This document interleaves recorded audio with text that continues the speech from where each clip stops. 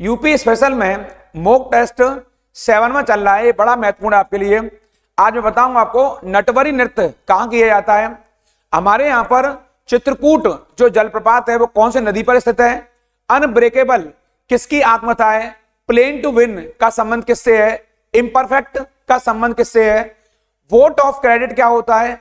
इसके अलावा बहुत सारे महत्वपूर्ण पहलुओं पर आज मैं चर्चा करने वाला हूं। राज्यसभा के अंदर आखिर वो स्थायी सदन यदि है तो इसका प्रावधान कहां किया गया है। ऐसे बहुत सारे पहलुओं चर्चा करूंगा। आपका बहुत बहुत स्वागत, अभिनंदन। आपके चहेते यूट्यूब चैनल करियर प्लस पर बीआर सर के साथ आप सबको प्रणाम, नमस्कार, जय हिंद। आप सभी लोग दोनों हाथ जोड़कर अपनी मां के चरणों में प्रणाम करेंगे। और आप सब लोग वहीं पढ़ाई की पंचायत पर आज हम जिन पहलुओं पर चर्चा कर रहे हैं आपके यहां से, और ये सारे हमारे पहलू वही है जो मैंने पीछे बताया आपको। सारे ये सब इसलिए खास हैं क्योंकि हमारे एग्जाम में यहां से कई बार कुछ इस प्रकार के प्रश्न भी पूछे जाएंगे जो आपने अभी तक शायद उनका अध्ययन नहीं किया है। हम लोग यही पढ़ाई की पंचायत पर आपके इस मॉक टेस्ट सीरीज के 7वें पार्ट पर चर्चा कर रहे हैं आपके। और आप देखेंगे यहां पर ये पहला जो क्वेश्चन है आपका, हमारे संविधान के अनुसार राज्यसभा का कार्यकाल कितना है। क्या पूछ रहा है हमसे वो राज्यसभा का पूछ रहा है। संसद से ही बहुत महत्वपूर्ण क्वेश्चन हमारा पहला बन चुका है। संसद के 2 सदन है, लोकसभा और राज्यसभा। वो राज्यसभा के बारे में बात कर रहा है। यहां पर 2 वर्ष में एक बार समाप्त हो जाता है। यहां पहला विकल्प दिया है। प्रत्येक 5 वर्ष में समाप्त हो जाता है, प्रत्येक 6 वर्ष में समाप्त हो जाता है। समाप्त होने का विषय नहीं है। आप गैस कर सकते हैं, आप ऐसे प्रश्नों को सोच सकते हैं कि इस प्रकार के प्रश्नों का उत्तर क्या हो सकता है। बहुत तेजी से मेरे साथ साथ आप इन प्रश्नों को उत्तर बताते जाएंगे। अपने मन में सोच लिया करें, बल्कि मैं कहूंगा एक टेबल चार्ट बना लें, उसमें इन प्रश्नों की संख्या लिख लें और मेरे साथ साथ जैसे मैं बना रहा हूं तुरंत देख करके उनका आंसर भी चूज करते जाएं कि का सही उत्तर गैस के अनुसार क्या हो सकता है, और फिर मेरे आंसर से मिलान करें उसका क्या आप सही दिशा में जा रहे हैं कि नहीं जा रहे हैं। ये एक अच्छी पहल हो सकती है, बहुत महत्वपूर्ण पहल हो सकती है एग्जाम के दृष्टिकोण से। तो वो कह रहा है संविधान का अनुसार राज्यसभा कार्यकाल कितना हो सकता है। आपने गैस कर लिया होगा। इसका जो सही उत्तर है वो आपकी स्क्रीन पर दिखाई दे रहा है। समाप्त होने वाला विषय नहीं, यानी कि डी इसका बिल्कुल सही उत्तर है। आपको जानना चाहिए भारतीय संविधान के अनुच्छेद 83 के यहां पर 1 में प्रावधान किया गया है। पहली बात तो कि राज्यसभा एक स्थायी सदन है। ये आपके काम की बात है। ये कैसा सदन है। स्थायी सदन है, अर्थात ये कभी भंग नहीं होता है, बल्कि इसके 1/3 सदस्य 1/3 सदस्य प्रति 2 वर्ष पर अवकाश ग्रहण करते हैं। कितने वर्ष पर। प्रति 2 वर्ष पर। और इसके सदस्यों का जो कार्यकाल है वो कितना होता है आपके, वो कार्यकाल होता है आपके 6 वर्ष का। कितना होता है जो कार्यकाल अगर आएगा सदस्यों का तो आप बताएंगे वो कार्यकाल होता है प्रत्येक का 6 वर्ष का होता है। ये कार्यकाल लिख देंगे 6 वर्ष का। ये सदस्यों का कार्यकाल होता है, ना कि राज्यसभा का। इसका मतलब हुआ कि 6 वर्ष का कार्यकाल होता है तो इसके 1/3 मेंबर, इसका मतलब हुआ 1/3 मतलब होता है, क्योंकि राज्यसभा में यहां पर मैंने बताया है संविधान के अनुच्छेद 80 के 1 में यहां पर राज्यसभा के गठन के विषय में प्रावधान हुआ है। और इसके अनुसार राज्यसभा के सदस्यों की संख्या 250 हो सकती है। कितनी हो सकती है। 250, यानी सदस्य आपके 250 हो सकते हैं। तो 250 का जो 1/3 है लगभग 83 होगा। तो 83 मेंबर 2 वर्ष पर जाएंगे और 2 वर्ष के बाद नए फिर आ जाएंगे। इसका मतलब ये स्थायी सदन है। यहां लिख दिया मैंने 83 के 1 में उल्लेख हुआ है इसका। ये इसके 1/3 सदस्य रिटायर हो जाते हैं हर 2 साल पर, ये लिख दिया है। जबकि इसके मेंबर कार्यकाल 6 वर्ष का होता है। तो सही उत्तर है राज्यसभा कार्यकाल समाप्त होने का विषय नहीं है, अर्थात यह कभी भी भंग नहीं होती है। मैंने विस्तार से बताया है, इसलिए इंपॉर्टेंट है। मैं पहले कहा है इस चैनल को आपने सब्सक्राइब नहीं किया है, जल्दी सब्सक्राइब करें। लाइक शेयर कमेंट करना बिल्कुल नहीं भूलें, क्योंकि आपके लिए बहुत महत्वपूर्ण मॉक टेस्ट सीरीज होने आ रही है और हम इस पर चर्चा कर रहे हैं। ये बहुत आपके लिए खास है। किस सभा के अध्यक्ष सदस्य नहीं होता है। ये कह रहा है किस सभा के, क्या राज्यसभा के, क्या कह रहा है किस सभा का अध्यक्ष उसका सदस्य नहीं होता है। ये ध्यान देंगे, थोड़ा सा पुनः फिर ध्यान देंगे। सदस्य नहीं होता है, नहीं पूछ रहा है क्या राज्यसभा का, लोकसभा का, विधानसभा का, विधान परिषद का।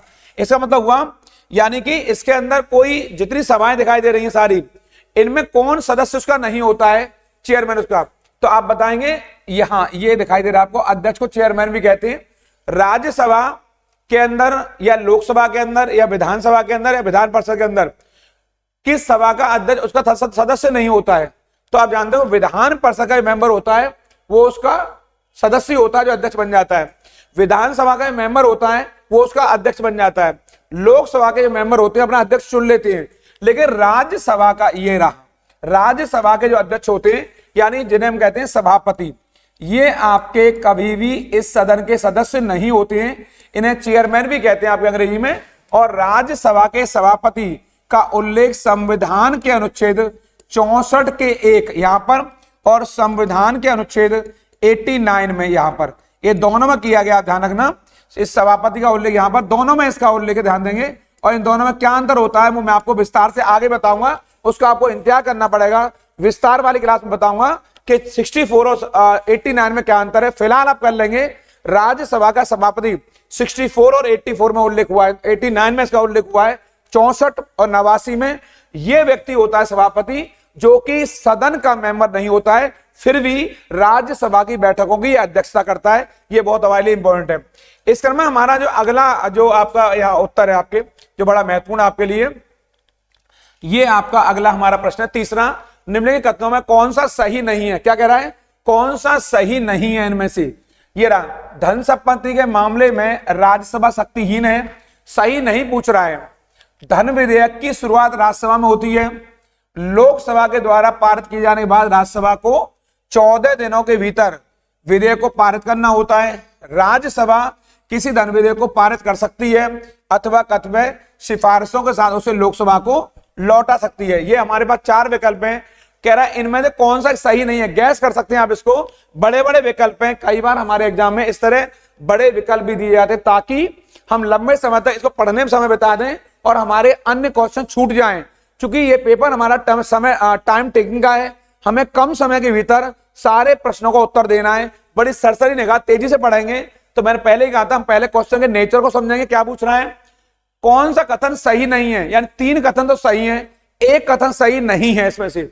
और धन संपत्ति मामला राज्यसभा शक्तिहीन है, ये बिल्कुल सही बात है। धन विधेयक के मामले में राज्यसभा को पावर नहीं मिली हुई है, शक्तिहीन है।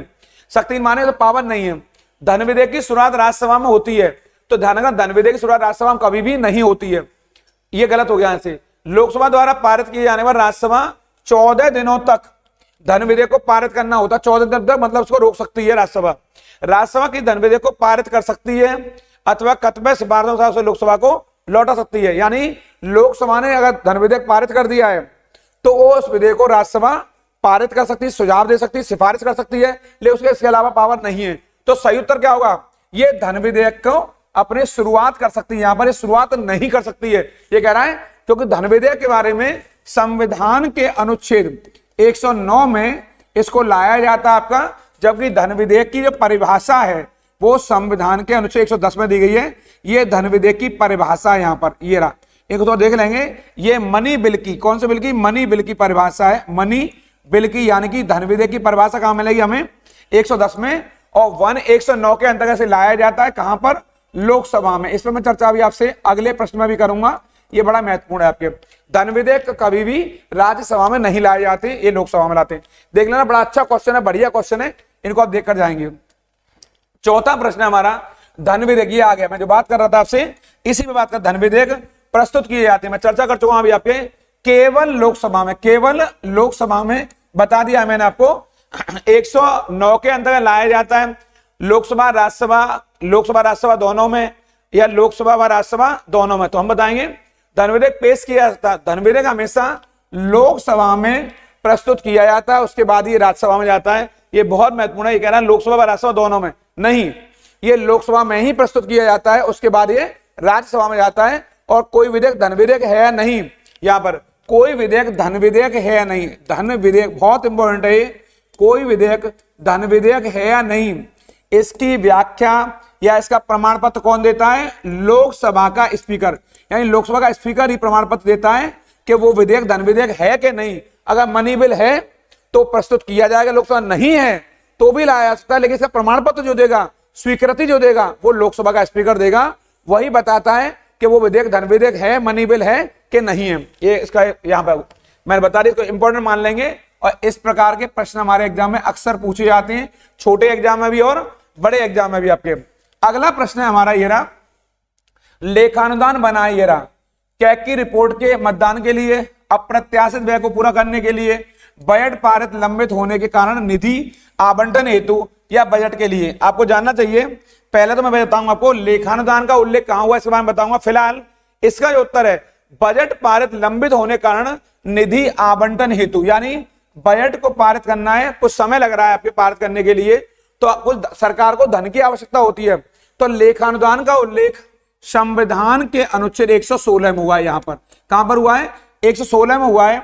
और संसद धन कहां से निकालती है? भारत की संचित निधि से। कहां से निकालती है? भारत की संचित निधि से धन प्राप्त करती है।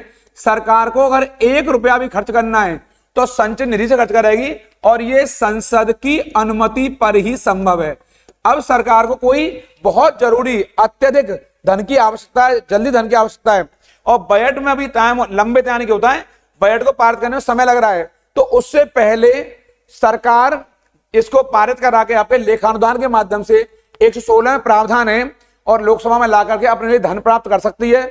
उससे सरकार अपने कामकाज को कर सकती है, और फिर बाद में इस धन को बजट में ही जोड़ दिया जाता है। ये तब होता है बजट पारित होने लंबित होने कारण, मतलब बजट अभी पारित नहीं हुआ है, उससे पहले इसे पारित करा लिया जाता है। इसका उल्लेख संविधान के अनुच्छेद 116 में हुआ है। इसको आप लोग यहां पर इंपॉर्टेंट कर लेंगे। इस क्रम में आगे चलेंगे हम लोग। लोक लेखा समिति, इसे पीएससी कहते हैं, पब्लिक अकाउंट कमेटी। इसकी रिपोर्ट, ये किसको रिपोर्ट देती है? किसको रिपोर्ट देगी? अपनी नियंत्रक मालिका परीक्षक को, लोकसभा के स्पीकर को, संसदीय मामले के मंत्री को, के भारत के राष्ट्रपति को। ये आपको मैंने पहले कहा, गैस करते रहिए, इसका आंसर आपका सही उत्तर है इसका लोकसभा के स्पीकर को, यानी कि 20 का उत्तर सही है। पब्लिक अकाउंट कमेटी क्या करती है? ये सार्वजनिक व्ययों पर, सरकार जो खर्च करती है, सार्वजनिक व्यय, पब्लिक जो एक्सपेंडिचर है, इन व्ययों पर, खर्चों पर ये नियंत्रण रखती है। ध्यान रखेंगे, जो पीएससी होती है वो पब्लिक एक्सपेंडिचर पर नियंत्रण रखने का काम करती है, पब्लिक अकाउंट कमेटी। और पीएससी में कुल कितने सदस्य होते हैं? ये कई बार एग्जाम में आएगा, पीएससी में कुल कितने सदस्य होते हैं? तो इन सदस्यों की संख्या है वो 22 है। कितनी है? 22 संख्या, इनकी संख्या आपके, जिसमें से 15 सदस्य लोकसभा से होंगे और आपके 7 सदस्य होंगे राज्यसभा से। इस प्रकार पीएससी में कितने मेंबर हो जाएंगे? 22। इसको मेरे कहने से सब लोग याद कर लेंगे। लोक लेखा समिति में कुल सदस्यों की संख्या 22 होती है, 15 लोकसभा के होंगे और 7 राज्यसभा के होंगे, और ये पब्लिक एक्सपेंडिचर पर नियंत्रण रखने का काम करती है आपके, और ये अपनी रिपोर्ट लोकसभा के स्पीकर को सौंपती है, और उसके बाद ही लोकसभा में इस पर चर्चा होती है, फिर ये राज्यसभा में जाता है, और इस पर जो चर्चा की जाती है उसके बाद ही मालूम पड़ता है कि जो खर्चा हुआ है वो सही हुआ या गलत हुआ, ये बहस का विषय बन जाता है। फिलहाल आप बताएंगे कि लोक लेखा समिति, जिसे जो पब्लिक एक्सपेंडिचर पर नियंत्रण रखती है, इस रिपोर्ट को किसको सौंपती है? तो आप बता देंगे लोकसभा के स्पीकर को। वेरी वेरी मोस्ट इंपॉर्टेंट है, इसको याद करके जाएंगे यहां से। हमारा अगला इस सीरीज का ये 7वां प्रश्न है, ये रहा। मुगल सम्राट जहांगीर ने शालीमार बाग का निर्माण किया। ये बहुत इंपॉर्टेंट है। ये शालीमार बाग कहां बना? दिल्ली में बना है, बलूचिस्तान में, अवध में, कश्मीर में? इसका बहुत सही बिल्कुल एग्जैक्ट उत्तर है कश्मीर में। कहां किया है?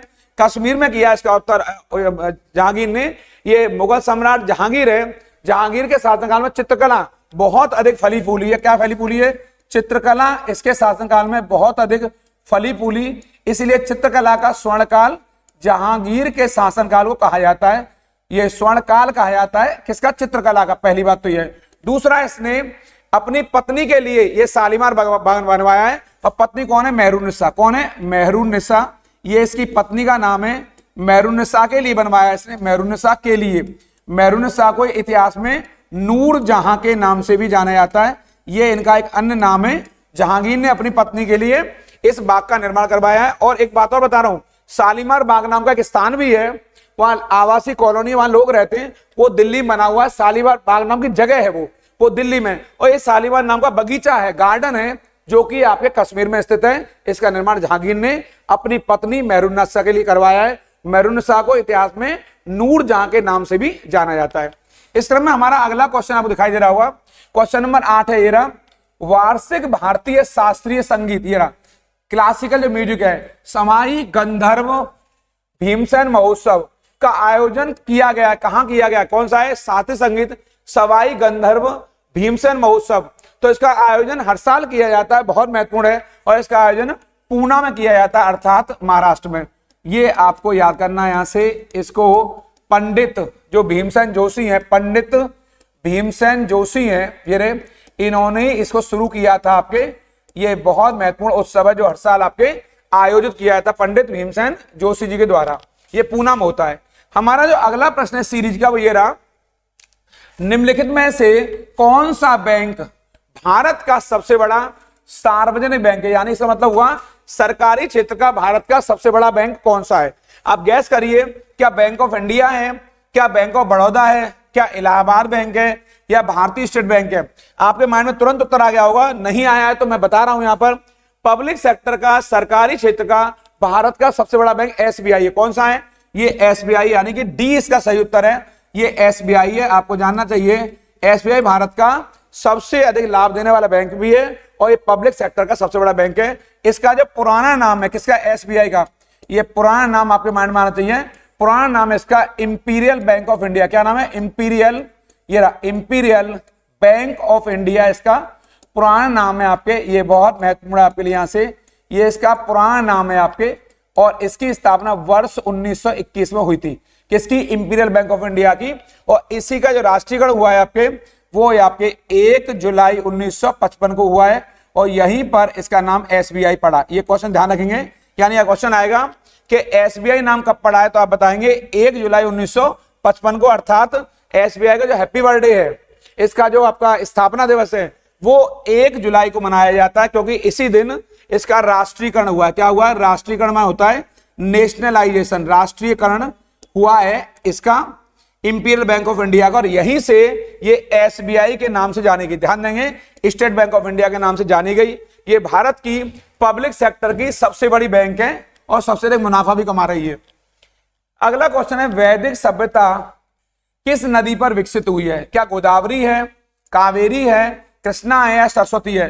तो आप जानते हैं वैदिक सभ्यता का जो टाइम पीरियड है हमारे यहाँ, ये जो टाइम पीरियड बताऊंगा, लेकिन कहां डेवलप हुई है ये, तो ये सरस्वती नदी पर ये सभ्यता पूरी तरह विकसित हुई है आपके। और आपको जानना चाहिए वैदिक सभ्यता का टाइम पीरियड है हमारे यहाँ पर, वो 1500 यहाँ पर ईसा पूर्व से आपके यहाँ पर ईसा पूर्व से 600 ईसा पूर्व तक रहा है। और इसमें भी हम पूर्व वैदिक काल और उत्तर वैदिक काल को पढ़ते हैं। वैदिक काल का जो वैदिक सभ्यता है, इस सभ्यता के जनक है वो कौन है? वो आर्य है। कौन है? ये सभ्यता के जनक है वैदिक सभ्यता के, और इनके चलते ही आपके भारत में एक नई संस्कृति और नई व्यवस्था का निर्माण हुआ है। हम भी आर्यों की संतान हैं, पूरा भारत आर्यों की संतान माना जाता है। और आर्यों ने जो इनकी धरोहर है वो वेद हैं, वैदिक साहित्य है, और वैदिक साहित्य पर ही भारत का पूरी संस्कृति, भारत का पूरा विकास टिका हुआ है। चाहे ऋग्वेद है, यजुर्वेद है, सामवेद है, अथर्ववेद है। सबसे प्राचीन वेद आपके ऋग्वेद है, और नया वेद जो है वो अथर्ववेद है। इन पर चर्चा मैं आपसे आगे करूंगा। अगला हमारा प्रश्न है आपके यहां से, जुलाई 1944 में संयुक्त राष्ट्र, ये रहा यहाँ पर ब्रेटन वुड्स सम्मेलन हुआ, ये रहा यहाँ पर यूएस का, और ये अंतरराष्ट्रीय संगठन है। इसकी कल्पना कहां की गई है? इनमें से विश्व व्यापार, यानी ब्रेटन वुड्स सम्मेलन हुआ है, ये वर्ष 1944 में हुआ यहाँ पर आपके। इसमें कौन से विश्व व्यापार संगठन की गई है? संयुक्त राष्ट्र बाल कोष की गई है, विश्व बैंक की गई है, अंतरराष्ट्रीय मुद्रा कोष की। तो इसका सही उत्तर है आपके यहाँ पर, ये जो विश्व बैंक है इसको हम लोग कहते हैं, सी सही उत्तर है। इसी को IBRD के नाम से भी जाना जाता है आपके, ये इसका बिल्कुल सही उत्तर है। आपको जानना चाहिए विश्व बैंक के अलावा यहाँ पर इस IBRD के अलावा अंतरराष्ट्रीय पुनर्निर्माण एवं विकास bank, international bank for reconstruction development के अलावा यहीं पर इस IMF की संकल्पना भी की गई थी। तो इसका जो उत्तर है, अब चूंकि विकल्प में हमें दो तरह दोनों दिखाई दे रहे हैं, अंतरराष्ट्रीय मुद्रा कोष भी है, इंटरनेशनल मॉनेटरी फंड भी है, और वर्ल्ड बैंक भी है।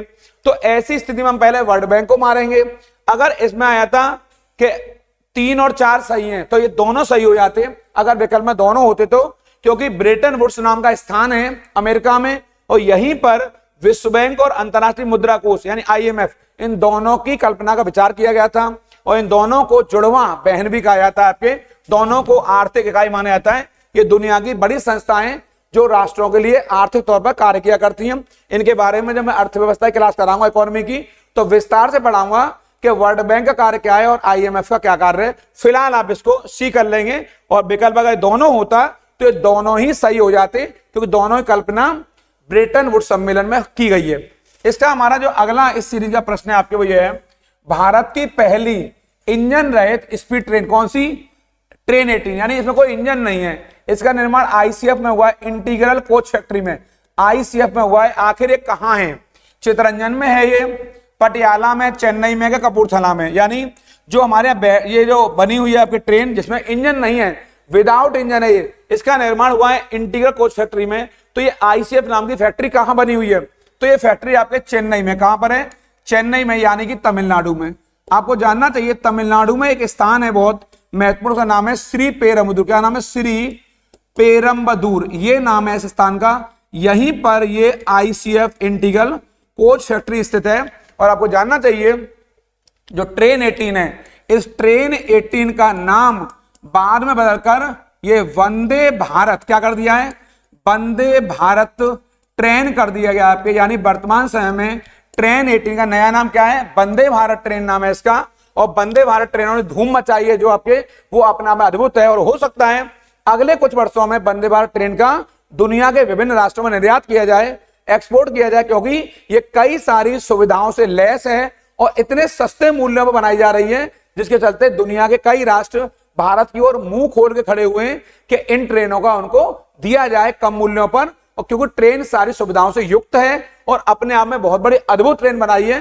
किसने? आईसीएफ ने, इंटीग्रल कोच फैक्ट्री ने, ये की चेन्नई में स्थित तमिलनाडु के। और कहां पर? पेरम्बदूर में। मैंने लिख दिया यहां पर, इनको आप याद करके जाएंगे। कपूरथला में आपके, ये पंजाब में, यहां भी रेल के डिब्बे बनते हैं। कहां पर? ये पंजाब में स्थित है। कहां स्थित है? ये पंजाब में स्थित है आपके। यहां पर रेल के डिब्बों का निर्माण किया जाता है कपूरथला में। बहुत महत्वपूर्ण है ये सारे स्थान आपके।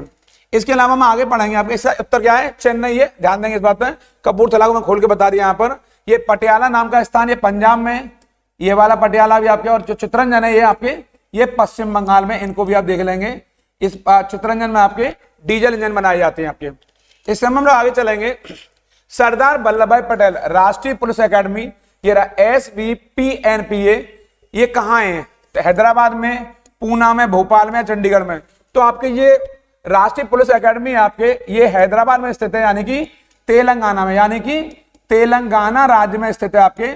और जो आईपीएस अफसर होते हैं आपके इंडियन पुलिस सर्विस के, ये हमारी अखिल भारतीय सेवा है, ऑल इंडिया सर्विस है आपके, ये सारे जो कैडेट्स होते हैं आपके, ये सभी जाके यही ट्रेनिंग करते हैं। जो अफसर होते हैं, ऑफिसर होते हैं कौन से? इंडियन पुलिस सर्विस के, जो यूपीएससी के माध्यम से जाते हैं, वो इसी राष्ट्रीय पुलिस अकादमी लाल बहादुर शास्त्री में जाकर के अपनी ट्रेनिंग पूरी करते हैं। और जो आईएएस होते हैं, जो आपके इंडियन एडमिनिस्ट्रेटिव सर्विस वाले होते हैं, ये आपके मसूरी में जाते हैं। कहाँ जाते हैं? ये मंसूरी में जाते हैं आपके। यहाँ पर जो कहाँ है? आपके उत्तराखंड में। यहाँ पर लबासना नाम की जगह है, और जिससे कि लाल बहादुर शास्त्री, शॉर्ट में लाल बहादुर शास्त्री प्रशासनिक शास्त्री, इसे लबासना कहते हैं शॉर्ट में। सबने सुना होगा लबासना नाम आपके।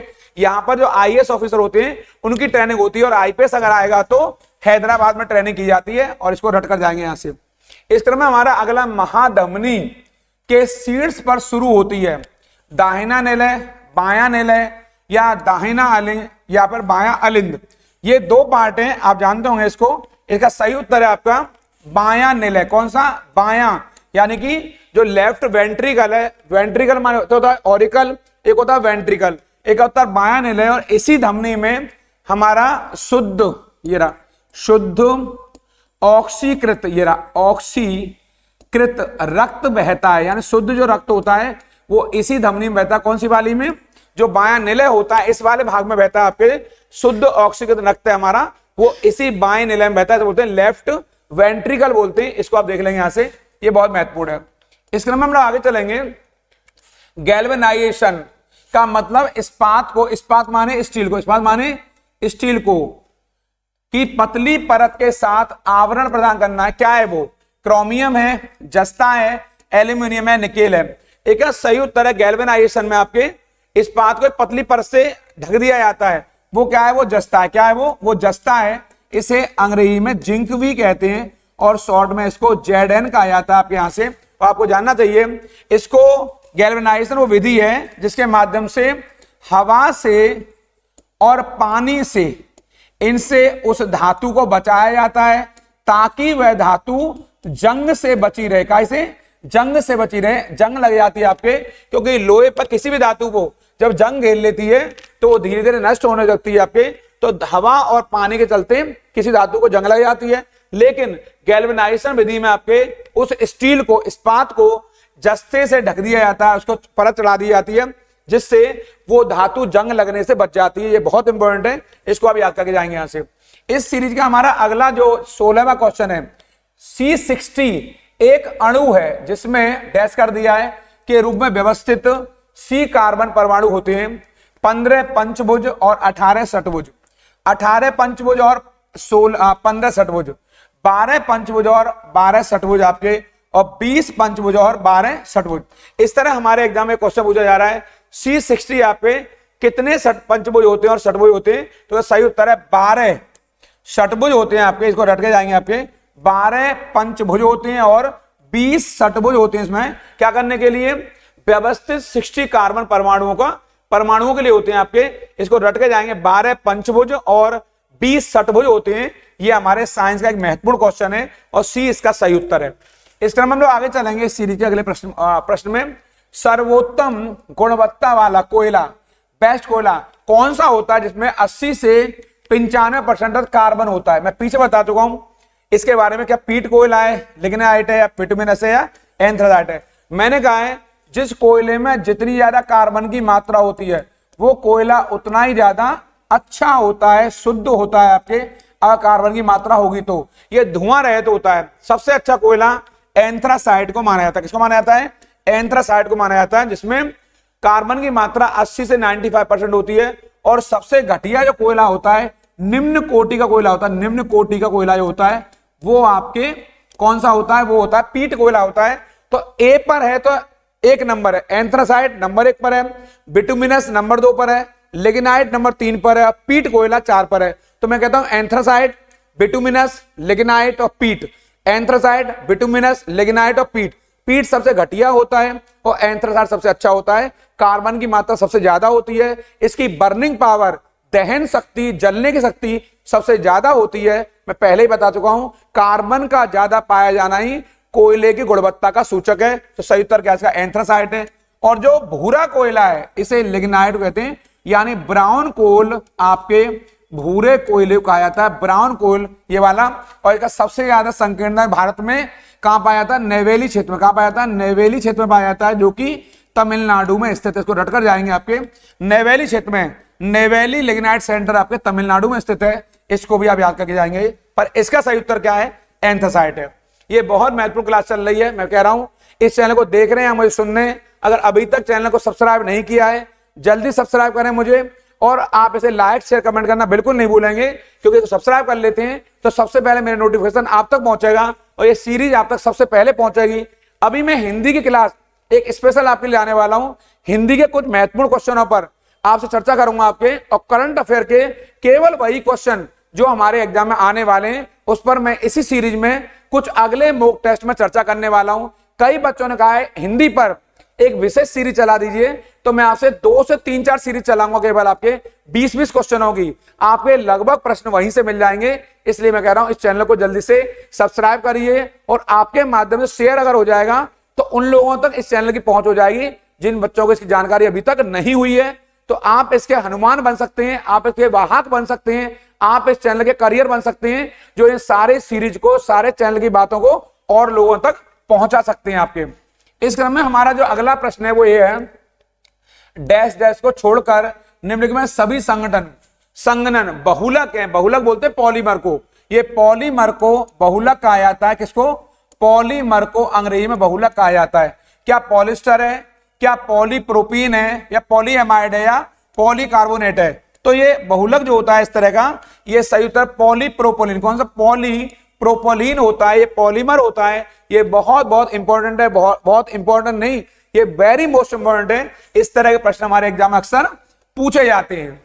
यूपी पुलिस भर्ती एवं प्रोन्नति बोर्ड द्वारा जो ये काम की बात है, आपके कांस्टेबल भर्ती जो हो रही है आपके लिए, इसमें नियुक्ति के लिए शारीरिक जो फिजिकल जो एफिशिएंसी टेस्ट है आपका पीटी, इसमें अभ्यर्थियों को दौड़ने की जो जरूरत है कितनी है, तो आपको याद आ गया। देखते ही मेरे 25 मिनट में 4.8 किलोमीटर की आपकी दौड़ पूरी होनी चाहिए।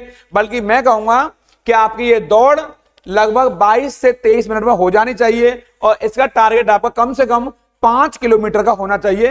ये आपके लिए इंपॉर्टेंट है। 25 मिनटों में आपको लगभग 5 किलोमीटर की दूरी तय करनी है। इसे हम 4.8 किलोमीटर भी यहां समझाने के लिए बता रहे हैं। ये आपके मानक रखा है यूपी के प्रोन्नति बोर्ड ने कि आपको इतनी दूरी तय करनी है 25 मिनट के भीतर।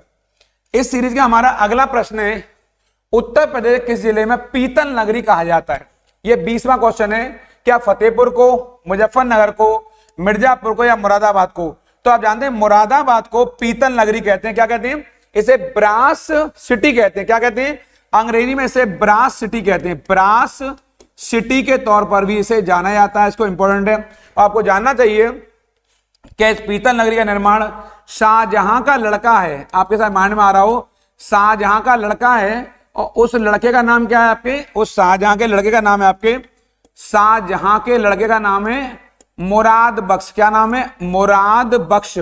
इस मुराद ने अपने नाम पर ही, ये सब खतरनाक रहे हैं आपको जानते होंगे, इन सब नालायकों ने कहीं ना कहीं अपने नाम का उपयोग किया है और अपने नाम पर ही मुरादाबाद का निर्माण किया है। मुराद बख्श है और अपने नाम पर मुरादाबाद नाम रख दिया है। ये शाहजहां का लड़का है। ये आपको देख लेना है। यहाँ पर अगर क्वेश्चन आएगा मुरादाबाद का निर्माण किस व्यक्ति के नाम पर हुआ है, तो शाहजहां का पुत्र है मुराद बख्श, इसके नाम पर इसका नाम मुरादाबाद पड़ा बाद में। इस क्रम में हम आगे चलेंगे। 1658 में बहादुरपुर का युद्ध हुआ है। शाहजहां के दूसरे पुत्र, क्या नाम है? शाह सुजा को शाहजहां के कौन से पोते ने हरा दिया है? को मुराद बख्श है, वो अभी नाम आया थोड़ी देर पहले, ये शाहजहां का लड़का है। सुलेमान शिको है, क्या वो आलम शाह है या बहादुर शाह है? तो आपको जानना चाहिए इसका नाती था आपके सुलेमान शिको। ये नाती है, इसका पोता है आपके किसका? शाहजहां का।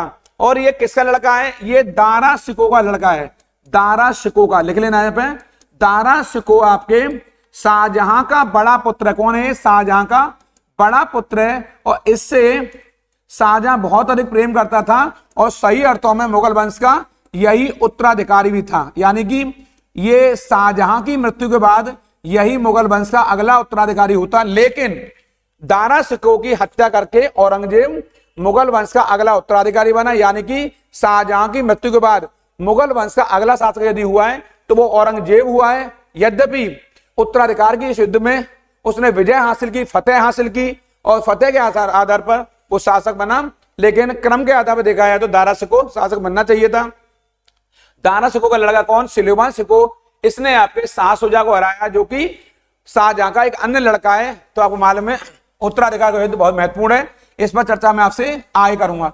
एक क्वेश्चन आता है, कौन मुगल शासक है जिसके शासनकाल में उत्तराधिकार का युद्ध लड़ा गया है? तो आप कर देंगे शाहजहां। उत्तराधिकार का युद्ध लड़ा गया है शाहजहां के शासनकाल में, जो बहुत इंपॉर्टेंट महत्वपूर्ण है। बाद में फिर कई बार उत्तराधिकार का युद्ध हुआ है, लेकिन पहली बार जो हुआ है वो शाहजहां के शासनकाल में हुआ है। फिरोजाबाद 200 वर्षों से भी अधिक समय से उत्पादन के लिए जाना जा रहा है। चिकनकारी के लिए, कांच की चूड़ियों के लिए, पीतल या जरोदाजी के लिए। ये कांच की चूड़ियों का शहर है कौन? फिरोजाबाद। और मैं पहले बता चुका हूं इस फिरोजाबाद शहर का निर्माण किसने करवाया है? फिरोज शाह तुगलक। किसने? फिरोज शाह तुगलक द्वारा इसका निर्माण करवाया है। मैं समझाने के लिए अपने बच्चों से, जो मेरे प्रिय विद्यार्थी सुन रहे हैं मुझे, मैं इसको एफएसटी कहता हूं। क्या कहता हूं मैं इसको? एफएसटी। फिरोज शाह तुगलक ये तुगलक वंश का एक अन्य बहुत महत्वपूर्ण शासक है। इसी ने इसका निर्माण करवाया था फिरोजाबाद का। और इसे कांच की चूड़ियों के अलावा इसको यहां पर सोहाग नगरी भी कहते हैं। क्या कहते हैं? सोहाग नगरी भी कहते हैं इसको आपके। ये फिरोजाबाद है, बहुत महत्वपूर्ण। यही कांच की चूड़ियों का निर्माण होता है। इसे सोहाग नगरी भी कहा जाता है, क्योंकि चूड़ियां महिलाओं के सुहाग की निशानी होती हैं आपके। इसलिए कौन सा कथक घराना ये रहा? नृत्य शैली कौन सी नृत्य शैली है जो आध्यात्मिक पहलुओं पर अधिक ध्यान देती है? क्या जयपुरी है, बनारसी है, लखनऊ है या बरेली है? तो वो नृत्य शैली का नाम है जो इस पर ध्यान देती है, वो आपके आध्यात्मिक पहलुओं पर। वो बनारस की कौन सी है? बनारस यानी यूपी। बनारस की वो हमारी नटवरी नृत्य शैली। कौन सी? नटवरी नृत्य शैली। मैंने शुरुआत में कहा था कि नटवरी नृत्य शैली कहां की है? तो ये बनारस यानी कि ये वाराणसी की है आपके। ये बहुत महत्वपूर्ण है आपके। और इसमें हमारे कृष्ण की लीलाओं का यहां पर उल्लेख किया जाता है इसके अंतर्गत आपके। और मैं आप बता चुका हूं, क्योंकि मेरा संबंध मथुरा नगरी से, ब्रज क्षेत्र से है, तो मैं स्वयं को गौरवान्वित महसूस करता हूं कि मेरा जन्म इस धरा पर हुआ है, मथुरा भूमि पर हुआ है, ब्रज भूमि में हुआ है मेरा जन्म आपके। तो इन पलों को मैं जीना चाहता हूं और आपको बता रहा हूं, इस धरा पर जिसका जन्म हुआ है वो अपने आप में स्वयं ही पवित्र है। और हमारे लाला कृष्ण की लीलाओं का जहां जहां उल्लेख हो रहा है, एक दुनिया का ऐसा कोई क्षेत्र नहीं है जहां की लीलाओं का उल्लेख नहीं किया जा सकता हो। तो ये जो कथक घराना है, ये बनारस की नटवरी नृत्य शैली संबंधित को रटकर जाएंगे कि नटवरी नृत्य शैली का संबंध कहां से है, किस घराने से है। तो आप बताएंगे बनारस घराने से नटवरी नृत्य शैली का संबंध है, वेरी मोस्ट है। और नटवरी नृत्य शैली में नटवर नंद किशोर, नटवर नंद किशोर मतलब कृष्ण के लिए कहा जाता है। श्री कृष्ण को नटवर नंद किशोर भी एक अन्य नाम के तौर पर पुकारा जाता है। इसको आप लोग रटकर जाएंगे, ये बहुत हमारे लिए हर्ष और आपके गौरव का विषय है। ये हिंदू पौराणिक कथाओं, यहां पर ये रहा महाकाव्य रामायण भगवान श्री राम, ये रहा अभी अभी आपका प्राण प्रतिष्ठा हुई अयोध्या में। ये शासक रहे हैं और इनकी राजधानी कौन सी रही है, बहुत चर्चाओं में। आप हस्तिनापुर है, कुरु है, कलिंग है या कौशल है। तो आपका क्षेत्र है वो कौशल है। कौन सा है? अयोध्या की राजधानी उस समय कौशल हुआ करती थी। और आप जानते हैं 6वीं शताब्दी ईसा पूर्व में, ये रहा 6वीं शताब्दी बीसी ईसा पूर्व में आपके कितने महाजनपद है? 16 महाजनपद थे। किसने? 16 महाजनपद थे। इनमें से कौशल भी एक महाजनपद था जिसकी राजधानी उस समय श्रावस्ती थी। इसको रट के जाएंगे, श्रावस्ती उस समय कौशल की राजधानी थी। और ये 16 महाजनपदों में से एक बहुत महत्वपूर्ण महाजनपद हुआ करता था। और ये उस जमाने का इतना ताकतवर क्षेत्र था कि इससे सभी लोग मित्रता स्थापित करना चाहते थे। और इसके बारे में पीछे बताऊंगा जब इतिहास के पन्ने पढ़ाऊंगा आगे। और वैसे थोड़ा सा मैंने प्राचीन भारत के एक वीडियो में आपको महाजनपद काल पढ़ाया है। जो बच्चे अभी देख रहे हैं, मुझे अभी सुन रहे हैं, तो वो मेरे पुराने वीडियो को प्लेलिस्ट में जाकर के इतिहास वाले पार्ट में देख सकते हैं। हिस्ट्री वाली क्लासों में मैंने महाजनपदों के बारे में इस पर चर्चा की है, उसे आप जरूर देखकर जाएंगे। क्योंकि महाजनपद काल से प्रश्न हमारे एग्जाम में अक्सर आता है, मौर्यों से आता है, गुप्तों से आता है, और धर्म से, चाहे जैन धर्म हो या बौद्ध धर्म हो, उसे प्लेलिस्ट में जाइए, हिस्ट्री वाला पार्ट खोलिए और उन सभी पहलुओं बारी बारी से देखिए। मैंने बहुत बारीक जानकारियां वहां आपको पहुंचाई हैं। उन वीडियो को आप छोड़ेंगे नहीं, एग्जाम से पहले एक बार जरूर देखकर जाएंगे। कुछ मॉडर्न हिस्ट्री पर भी 1857 का विद्रोह है, कुछ राष्ट्रीय आंदोलन के पहलू हैं, उनको आप देखकर जाएंगे तो आपका बहुत बड़ा काम यहाँ बनने वाला है। इस क्रम में हम आगे चलेंगे। अगला क्वेश्चन है 25वां सीरीज का, भारतीय अर्थशास्त्र में नोबेल मेमोरियल किसने जीता है? आपके सीवी रमन ने, अमर सेन ने, कैलाश सत्यार्थी ने या गोविंद खुराना ने? ये हरगोविंद जी हैं। तो इसको जीतने वाले अर्थशास्त्र में भारत के पहले जो वीर हैं वो अमर्त्य सेन है। अमर्त्य नाम से ही मालूम पड़ रहा है आपके कि अमर्त्य हैं, अमर हैं ये आपके। इन्होंने वर्ष 1998 में 1998 में अर्थशास्त्र के क्षेत्र में कल्याणकारी अर्थशास्त्र, ये अर्थशास्त्र में भी कल्याणकारी अर्थशास्त्र यानी वेलफेयर इकोनॉमिक्स के लिए, किसके लिए? ये अर्थशास्त्र के लिए। ये बहुत आपके लिए महत्वपूर्ण होने जा रहा है। ऐसे वेलफेयर इकोनॉमिक्स के लिए आपने ये अर्थशास्त्र का नोबेल जीता है। ये भारत में अर्थशास्त्र के क्षेत्र में नोबेल लेने वाले पहले व्यक्ति हैं। कौन? डॉक्टर अमर्त्य सेन। और इन्हें कल्याणकारी अर्थशास्त्र यानी वेलफेयर इकोनॉमिक्स के लिए ये पुरस्कार दिया गया है। ये भारतीय मुक्केबाज एमसी मैरीकॉम, ये भारत की ऐसी बेटी हैं एमसी मैरीकॉम। इन्होंने, इनकी आत्मकथा है, इन्होंने मुक्केबाजी में, आप मुक्केबाज हैं, पहली बार यही जोड़ लेंगे, ऐसे मुक्केबाज हैं जिन्होंने अच्छे अच्छे लोगों को धराशायी कर दिया है। कई लोगों के लिए आप प्रेरणा स्रोत हैं। मां बनने के बाद भी, कितने कथित संघर्षों के बाद भी आपने कभी हार नहीं मानी। अनेक भारतीयों के लिए, बल्कि पूरी दुनिया के विभिन्न थके हुए लोगों के लिए ये आदर्श और प्रेरणा स्रोत हैं। इन्होंने गृहस्थ जीवन जीने के बाद भी कितनी बड़ी बड़ी प्रतियोगिताओं पर कब्जा किया है। तो इनकी जो आत्मकथा है, ऑटोबायोग्राफी, वो कौन सी है? प्लेइंग टू विन है, क्या अनब्रेकेबल है, नो होल्डिंग बैक है, या ये वाला इम्परफेक्ट है? तो इसको आप अपने माइंड में लाएंगे। ये बहुत महत्व, अनब्रेकेबल, ये वाला बिल्कुल बिना रुके बिना थके, तू रुके नहीं थके नहीं, हमेशा संघर्षों की यात्रा करते हुए आपको सफलता की सीढ़ियों पहुंचना है। जिसने संघर्ष किया है सफलता का स्वाद उसी ने चखा है, ये किसी छिपा हुआ नहीं है, बहुत महत्वपूर्ण है। और ये अगली जो ये किताब है प्लेइंग टू विन, ये भी किसी छोटी मोटी शख्सियत नहीं है। ये आपके साइना नेहवाल, ये रहा साइना, ये रहा साइना नेहवाल, ये हमारी बैडमिंटन खिलाड़ी है साइना नेहवाल। ये इनकी बायोग्राफी है।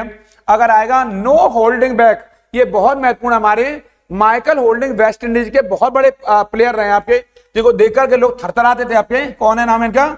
Michael holding. क्या नाम है? माइकल होल्डिंग, ये नाम है इनका।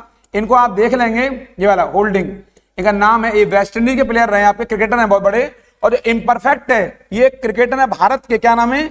संजय मांजरेकर। क्या नाम है? संजय मांजरेकर। ये वर्तमान समय में क्रिकेट में आपके कमेंट्री कर रहे हैं, और जब बल्लेबाज हुआ करते थे तो ये आपके स्टार्टिंग में ओपनिंग किया करते थे, क्रिकेट के क्षेत्र में अच्छे बल्लेबाज थे। तो इनकी बायोग्राफी आएगी तो इम्परफेक्ट बता के आएंगे, माइकल होल्डिंग की आएगी तो नो होल्डिंग बताएंगे, अनब्रेकेबल आएगी तो मैरी कॉम की बताएंगे, और प्लेइंग टू विन आएगी तो साइना नेहवाल की बताएंगे, जो कि बैडमिंटन की बहुत बड़ी प्लेयर हैं, बहुत बड़ी चैंपियन है आपके ये हमारे लिए बैडमिंटन के क्षेत्र में। ये मैंने थोड़ा बता दिया आपको। अनब्रेकेबल का संबंध एमसी मैरी कॉम से है, और एमसी मैरी कॉम बहुत बड़ी हमारी बॉक्सर है, बहुत बड़ी मुक्केबाज है, बहुत बड़ी चैंपियन है, और हमारे लिए आदर्श और हमारे लिए प्रेरणा स्रोत है। इस क्रम में हम लोग आगे चलेंगे। यहां से निजी और संवेदनशील जानकारी जैसे कि क्रेडिट कार्ड, ये रहा, व्यक्तिगत पहचान और खाता उपयोगकर्ता नाम और पासवर्ड प्राप्त करने का धोखाधड़ी वाला कार्य है। इनमें कौन सा ऐसा काम है जो हमें क्रेडिट कार्ड के लिए, व्यक्तिगत पहचान के लिए, खाता उपयोगकर्ता के नाम, पासवर्ड प्राप्त करने का नाम, इसमें धोखाधड़ी वाला मैटर है। आखिर वो क्या कार्य है इनमें से? तो मैं दिखा रहा हूं आपको। क्या मेलवेयर है, ट्रोजन है, हैकिंग है, क्या फिशिंग है? तो उसका नाम है फिशिंग। क्या नाम है? फिशिंग नाम है। इसको आप मेरे कहने से रट कर जाएंगे, क्योंकि ये वर्तमान में कई सारी बातों के लिए बहुत महत्वपूर्ण है। इस प्रकार के क्वेश्चन हमारे एग्जाम में अक्सर पूछे जाते हैं, इसे आप लोग यहां से याद करके जाएंगे।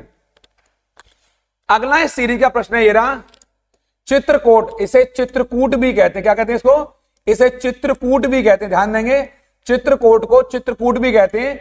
चित्रकूट वाटरफॉल्स, चित्रकूट वाटरफॉल्स भी बोलते हैं इसको। यहां से एरा, ये किस राज्य में आपके, ये कौन से राज्य में स्थित है? यानी कि जो चित्रकूट वाटरफॉल है आपके, ये आखिर किस राज्य में स्थित है? क्या ये झारखंड में, उत्तराखंड में, छत्तीसगढ़ में, या मेघालय में?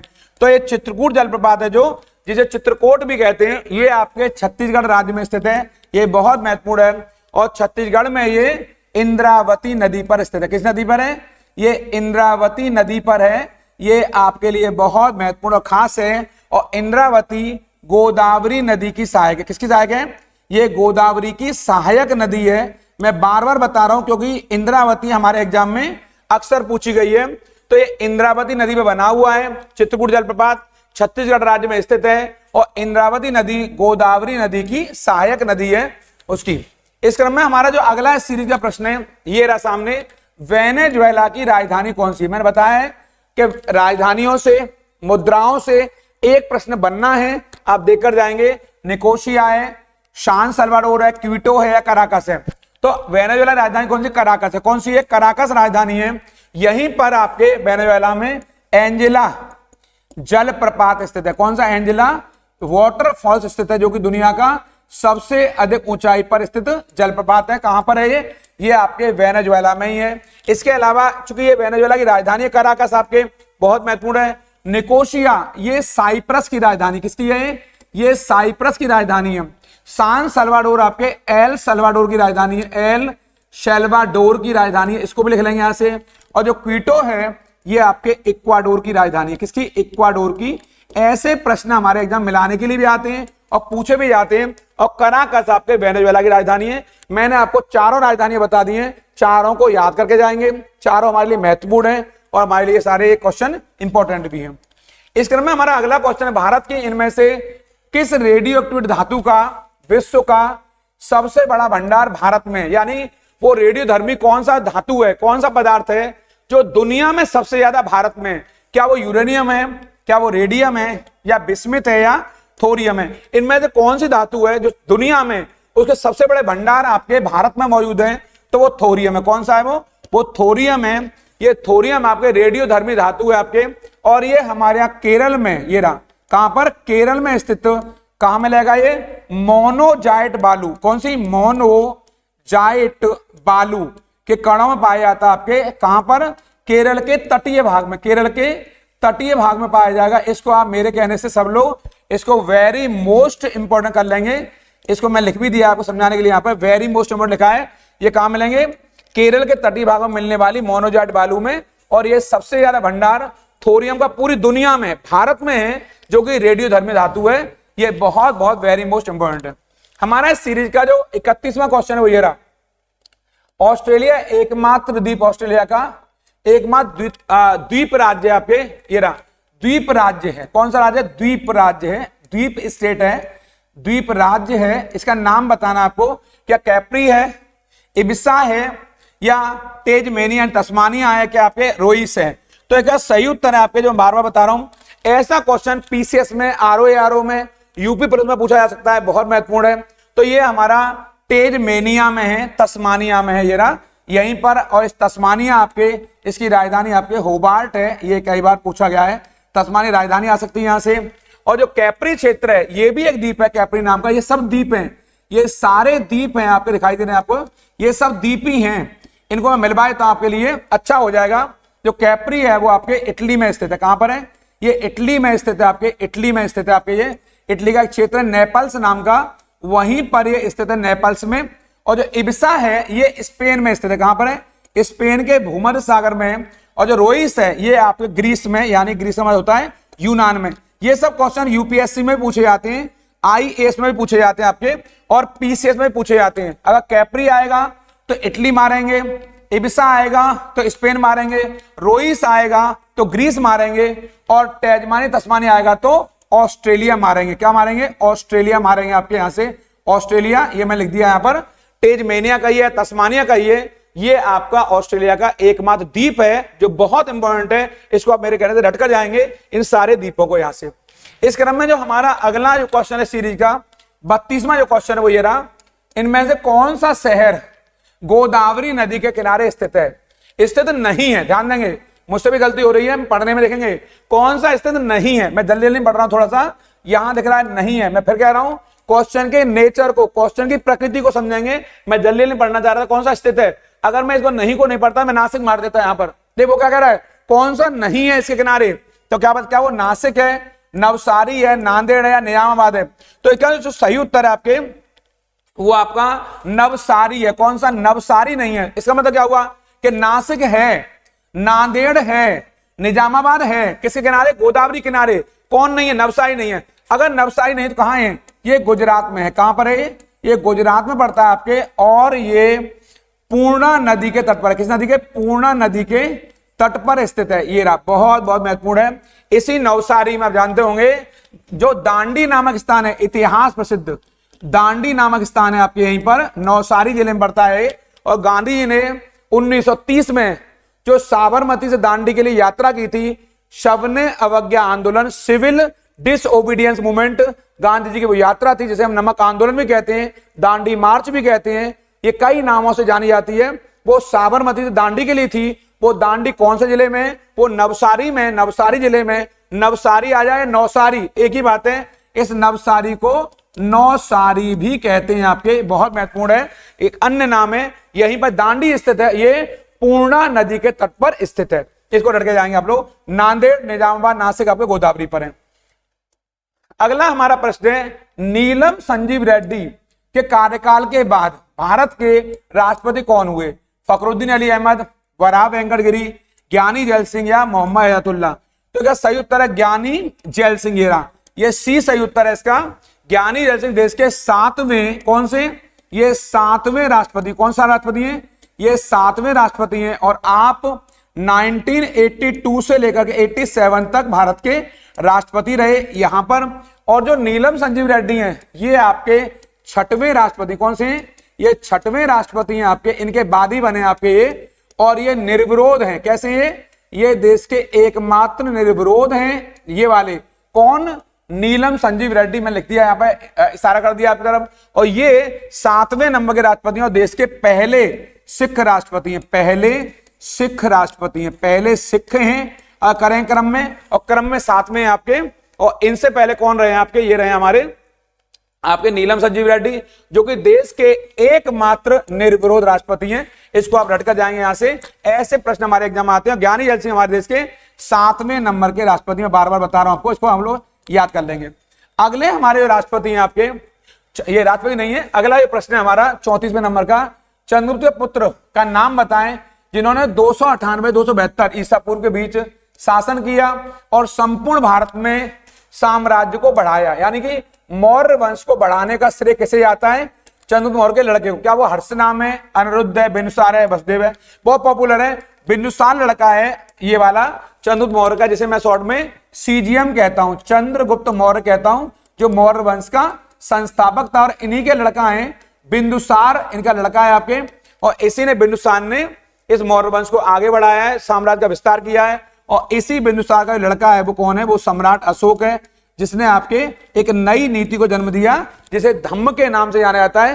धम्म का मतलब मैं बता चुका हूं, नैतिक आचार संहिता है। आपका संबंध बौद्ध धर्म से रहा। और जो बिंदुसार हैं, इन्होंने आजीवक संप्रदाय को अपनाया था, ऐसा कहा जाता है। आप आजीवक संप्रदाय के अनुयायी रहे हैं। और जो सीजीएम है, जो इसके फाउंडर हैं, ये आपके जैन धर्म से जुड़े हुए माने जाते हैं। किससे? जैन धर्म से, बड़ा महत्वपूर्ण हमारे लिए। और जो अशोक हैं, आपका संबंध बौद्ध धर्म से है। मैंने 3 लोग बताए अलग अलग, इसलिए बताएं क्योंकि ये प्रश्न आपके लिए इंपॉर्टेंट है। अगर हमारे एग्जाम आएगा यहां से, जो आपके सीजीएम है वो किस धर्म से जुड़े हुए हैं? जैना से हैं। और जो ये बिंदुसार आपके आजीवक संप्रदाय से, और जो सम्राट अशोक हैं वो आपके बौद्ध धर्म से जुड़े हुए हैं। तीनों का अलग अलग, और तीनों का संबंध आपके एक ही राजवंश से है। कौन सा? मौर्य वंश से। इस क्रम में हमारा अगला प्रश्न ये रहा, मेखला चादर ये राज्य की महिलाओं द्वारा पहना जाने वाला पारंपरिक वस्त्र है। यानी जो मेखला चादर है, ये वस्त्र होते हैं, कहां के लोग पहनते हैं? कहां की महिलाएं, कहां की माताएं पहनती हैं, बहनें पहनती हैं इसको। आपके क्या गुजरात की हैं, तमिलनाडु के, गोवा की, असम की हैं? तो ये महिलाएं आपके कौन से राज्य की हैं? ये असम राज्य की हैं। यानी कि जो मेखला नाम का वस्त्र है वो कहां की महिलाओं द्वारा पहना जाता है? असम राज्य की महिलाओं द्वारा पहना जाने वाला एक विशेष वस्त्र है। विशेष वस्त्र है जो कि इनकी एक अलग से पहचान है। ये विशेष वस्त्र है जो उनकी पहचान को स्पष्ट करता है असम की महिलाओं का। इस क्रम में हम आगे जाएंगे। रविन्द्रनाथ टैगोर जो हमारे गुरुदेव हैं, इनका एक अन्य नाम गुरुदेव भी है, मैं पीछे बता चुका हूं आपको, गुरुदेव भी कहा जाता है आपके। इन्होंने किस देश का राष्ट्रगान लिखा है? चीन के लिए, म्यांमार के लिए, भूटान के लिए, बांग्लादेश? भारत के अलावा बांग्लादेश का राष्ट्रगान आपने लिखा है। बांग्लादेश का राष्ट्रगान लिखने वाले कौन है? रविन्द्रनाथ टैगोर। भारत के लिए लिखा है जनगण मन, और बांग्लादेश के लिए लिखा है अमार सोनार बांग्ला। अमार सोनार बांग्ला, अमार सोनार बांग्ला, ये आपके से बोल हैं आपके इनके राष्ट्रगान के। और इस तरह रविन्द्रनाथ टैगोर ने 2 राष्ट्रों के लिए, भारत के लिए राष्ट्रगान लिखा है जनगण मन, और बांग्लादेश के लिए लिखा है जनगण मन, ये वाला अमार सोनार बांग्ला। 2 राष्ट्रों के लिए आपने राष्ट्रगान लिखा है, नेशनल एंथम लिखा है, बहुत महत्वपूर्ण है। और जो हमारे रविन्द्रनाथ टैगोर हैं, इनके बारे में, इन्हें गीतांजलि के लिए वर्ष 1913 में नोबेल अवार्ड मिला। ये भारत के नहीं बल्कि एशिया के पहले व्यक्ति रहे जिन्हें साहित्य के लिए नोबेल अवार्ड से सम्मानित किया गया वर्ष 1913 में। इस क्रम में हम लोग आगे चलेंगे। आपके जो अगला क्वेश्चन है, वर्गीज कुरियन को राष्ट्रीय डेयरी विकास बोर्ड, एनडीबी बोलते हैं, नेशनल ये डेयरी डेवलपमेंट बोर्ड का अध्यक्ष बनाया है। और वो किसने नियुक्त किया है इनको? लाल बहादुर शास्त्री ने, गुलजारीलाल नंदा ने, इंदिरा गांधी ने, या वीवी गिरी ने? तो क्या सही उत्तर है आपके लाल बहादुर शास्त्री ने आपको ये रहा नेशनल डेयरी डेवलपमेंट बोर्ड का अध्यक्ष बनाया है। आपके प्रयासों के चलते आपके भारत में ये वर्गीज कुरियन के चलते आपको श्वेत क्रांति का आपको जनक कहा जाता है, जनक कहा जाता है, इनको पिता कहा जाता है। और आपके प्रयासों के चलते ऑपरेशन फ्लड चलाया गया। इसके चलते भारत दुग्ध उत्पादन में, मिल्क प्रोडक्शन में आत्मनिर्भर बन सका। ये हमारे वर्गीज कुरियन ही हैं जिनके चलते ऐसा हुआ। इसका नाम क्या? ऑपरेशन फ्लड चलाया है, जो कि दूध की क्रांति जुड़ा हुआ है। और श्वेत क्रांति के आपको जनक कहा जाता है वर्गीज कुरियन को। और आपको एनडीडीबी का जो अध्यक्ष बनाया है वो आपके शास्त्री जी ने बनाया है, लाल बहादुर शास्त्री ने। इस क्रम में हमारा जो अगला जो प्रश्न है आपके लिए, वर्तमान में ये रहा, भारतीय संविधान में कितने भाग हैं? भाग पूछ रहा है, क्या 15 भाग हैं, 20 भाग हैं, 25 भाग हैं, 30? इस प्रश्न को आप गैस करिए आपके। और मैं आपको बहुत महत्वपूर्ण सूचना दे रहा हूं, इसका उत्तर बताऊं उससे पहले आपके लिए हिंदी की एक विशेष सीरीज लेकर आ रहा हूं बहुत जल्दी आपके लिए। पेपर से पहले ही ले आऊंगा, घबराने की जरूरत नहीं है। करंट अफेयर पर एक विशेष सीरीज लेकर आ रहा हूं पेपर से पहले। मैं आपको 2-3 क्लास ही बनाऊंगा, लेकिन बहुत महत्वपूर्ण है, इसलिए डटे रहेंगे। इस सारे वीडियो को बिल्कुल बीच में छोड़ेंगे नहीं, कट नहीं करेंगे, स्किप करके नहीं देखेंगे, आपके पूरे वीडियो को देखेंगे और लाइन टू लाइन उतारेंगे आपके लिए। ये बहुत महत्वपूर्ण वीडियो होने वाला आपके लिए, चाहे हिंदी, करंट अफेयर या स्ट्रेटेजी के या जीएस वाला पार्ट, इससे आपका बहुत तगड़ा अभ्यास होने वाला है। इसलिए आप डटे रहिए मैदान में, क्योंकि आपको हार नहीं मानी है। मैं फिर कहूंगा, जिसने संघर्ष किया है सफलता का स्वाद उसी ने चखा है। आपके अगर सफलता प्राप्त करनी है तो डटे रहिए मैदान में, लगातार संघर्ष करते रहिए। और इस चैनल को अगर सब्सक्राइब नहीं किया है, सब्सक्राइब करिए, लाइक शेयर कमेंट करना बिल्कुल नहीं भूलें, ये बहुत आपके लिए जरूरी है। और इसका उत्तर आप देख रहे होंगे, माइंड में आपके आ गया होगा कि बहुत आसान प्रश्न है। उत्तर है इसका, कितने भाग हैं अभी? 25 भाग हैं आपके हमारे यहाँ पर वर्तमान में। और जो मूल संविधान है, कौन सा? जो मूल संविधान है, यानी कि जिस दिन हमारा संविधान लागू हुआ है, कब लागू हुआ है? 26 जनवरी 1950 को जब लागू हुआ था हमारे यहाँ पर। ये 50 में लागू हुआ है जब हमारे यहाँ, तो उस समय संविधान में केवल 22 भाग थे। कितने भाग थे? 22 भाग थे जब संविधान लागू हुआ है। लेकिन वर्तमान समय की अगर बात करोगे, यहाँ पे यहाँ थोड़ा बताता हूं, जो अनुच्छेद हैं उस समय आपके कितने हैं? वो आपके 395 हैं। और जो अनुसूचियां हैं तो उनकी संख्या आपके उस समय अनुसूचियों की संख्या आपके केवल 8 है। कितनी है? 8 है। लेकिन वर्तमान समय में अगर बात करोगे तो भाग हमारे यहाँ 25 हैं। और जो अनुसूचियां हैं, अनुसूची माने होता है शेड्यूल, शेड्यूल्स कितनी है? तो उनकी संख्या आपके बढ़कर 12 हो चुकी है आपके। और जो हमारे अनुच्छेद हैं, आर्टिकल्स हैं, इनकी संख्या 450 से ज्यादा हो चुकी है। ये लगभग बताया मैंने आपको।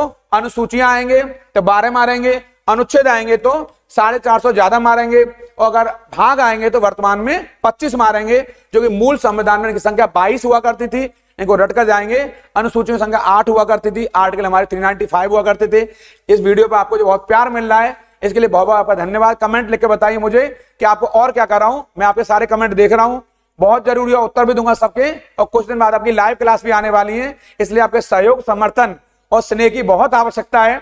उन लोगों का जरूर ख्याल रखिए जो आपका ख्याल रखते हैं। प्रणाम, नमस्कार।